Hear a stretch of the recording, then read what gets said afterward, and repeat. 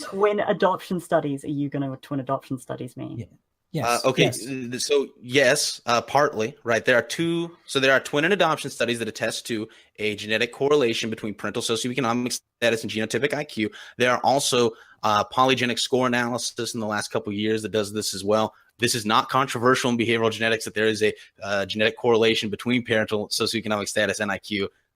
And moreover, let me finish real quick. This is what I was about to say before. If you look at twin and adoption studies of socioeconomic status, if you model that as the phenotype, what you see is that in adulthood, in fact, the childhood home environment accounts for very little in the way of variation in adulthood socioeconomic status in the contemporary United States. So how are you controlling these twin and adoption studies? Because they aren't controlled studies. You can't control humans. It's at the end of the day, you can't do this. So you've of course got massive sample sizes, but you don't, because you've got about 80, 90, 100 maybe. Freaking, if you're hopeful there. The issue is that these aren't controlled and these aren't statistically sure. And you can't start, you can. Could you explain to me what however you want. So what do you mean? Could you expand on what you mean by controlled?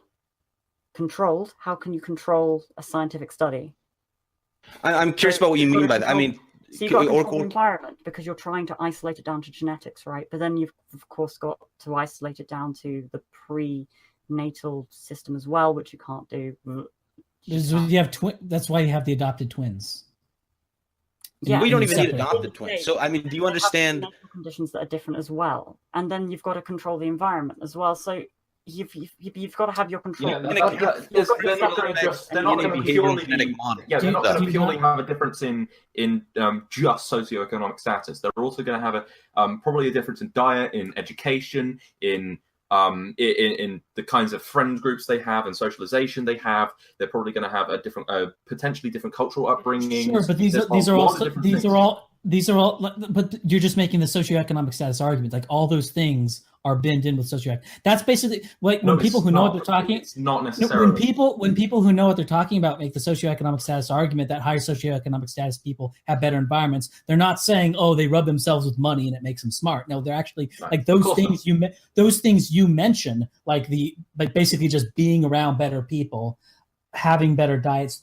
That's literally what they mean when they say higher socioeconomic status. They mean. I would disagree with being with better people having better diets, because actually in it would really depend on the individuals. And people with higher socioeconomic okay, but we're talking about diets. Oh my God, we're talking about like these statistics anyway. And so when you have twins, like you ideally you put them in as close to as representative a sample of homes. Right, or if it's not representative, like since adopted offspring tend to be put into a higher socioeconomic status home, you try to statistically correct for that restriction of range and try to overweight the low. Is one of the hardest things. Overweight the lower SES.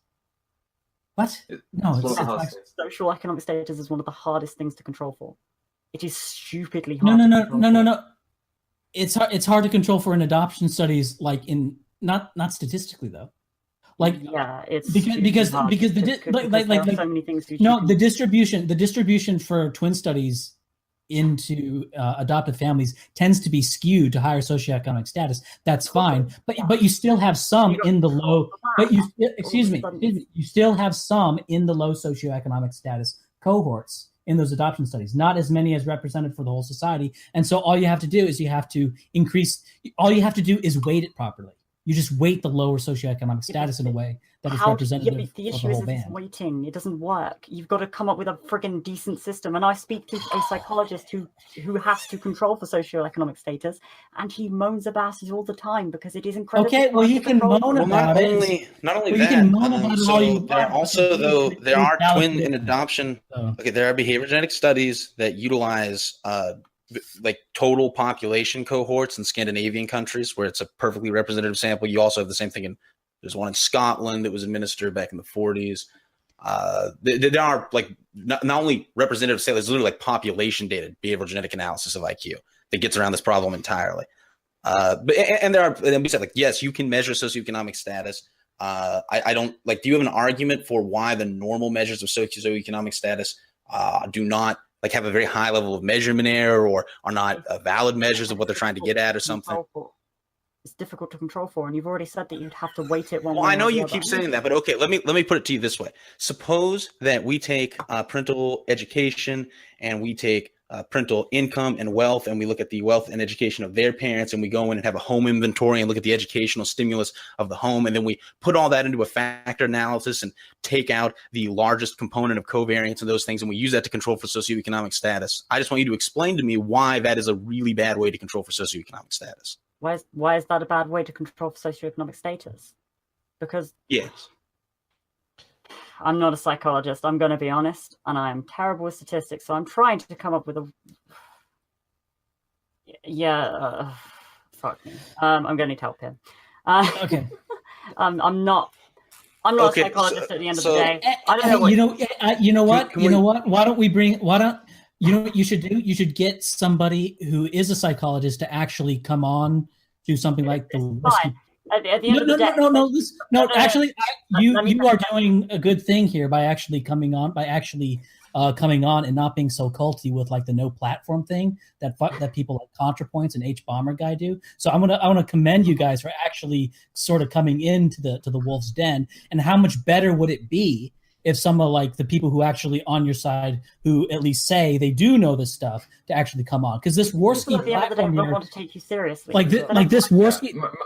There's two things. That's nice. That's nice. Well, they can do that, but the result of them like not taking me seriously, I'm just beneath them or whatever. The result of that is that like things like Warski Live become a quote unquote alt-right hangout when it didn't used to be, because like you guys aren't showing up. Right. That's just. If we could talk about it's an inherently hostile Ryan suggested that we bring it's in. Not.